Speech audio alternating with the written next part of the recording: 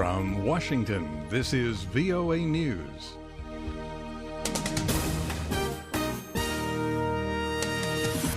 I'm David Forrest reporting. Troops massed near an Iraqi city. Shiite militias headed to the outskirts of Ramadi on Monday in the aftermath of an Islamic State victory there.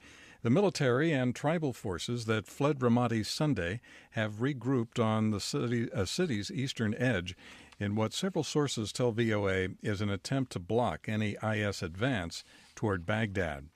U.S. President Barack Obama says the government will prohibit the use of some military-style equipment by local law enforcement. During a speech in Camden, New Jersey, Monday, Mr. Obama said the equipment intimidates residents and sends the wrong message. About 170 rival motorcycle gang members remained jailed Monday in Texas following a deadly shootout and brawl at a Waco restaurant the day before. Here's a police spokesman. Those individuals are being charged with engaging in organized crime in reference to the shooting at Twin Peaks, which is a capital murder. Police are investigating the incident that left 9 bikers dead and 18 injured at the Twin Peaks restaurant in Waco, Texas. The jailed suspects are being held on $1 million bond. Police said they had warnings that the bikers planned to gather at the Twin Peaks, a chain of sports bars known for their scantily clad waitresses, but that the restaurant management had refused to cooperate. The chain's management revoked the franchise rights of the Waco outlet. Nigeria's military says it has destroyed 10 Boko Haram camps and killed an unknown number of terrorists as part of its continuing offensive against the militants in the northeastern Sambisa forest. A military spokesman says the prominent Dure camp was among those that fell on Saturday. This is VOA News. A senior U.S. diplomat says a ceasefire agreement in eastern Ukraine is, in her words, being violated on a daily basis. U.S. Assistant Secretary for European and Eurasian Affairs Victoria Nuland made the statement Monday after talks in Moscow with Russian officials. Any new hostilities ignited by separatist forces with Russian support would also be a violation of Minsk. Minsk is being violated on a daily basis on the western side of the Minsk line. Nuland suggested that separatists in eastern Ukraine were responsible for the bulk of the violations. European Union foreign and defense ministers met in Brussels on Monday to establish a military operation in the Mediterranean Sea to stop migrants from trying to reach Europe in unsafe and overcrowded boats.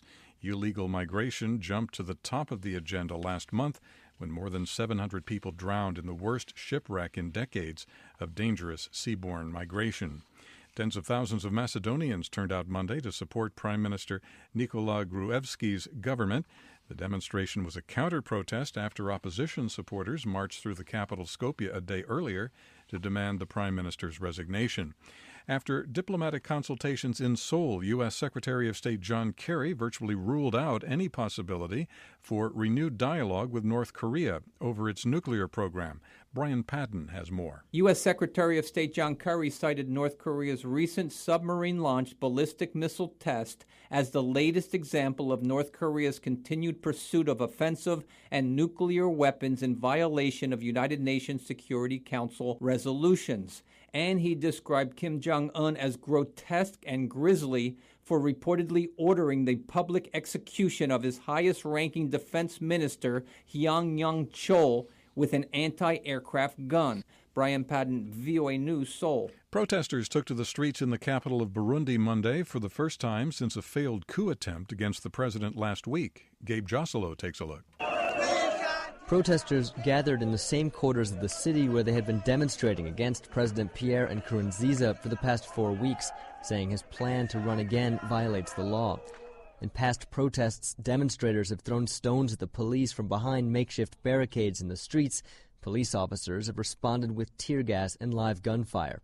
The military has taken a mostly neutral position, but on Monday, days after a renegade commander attempted to overthrow the president, the military's role appeared to change.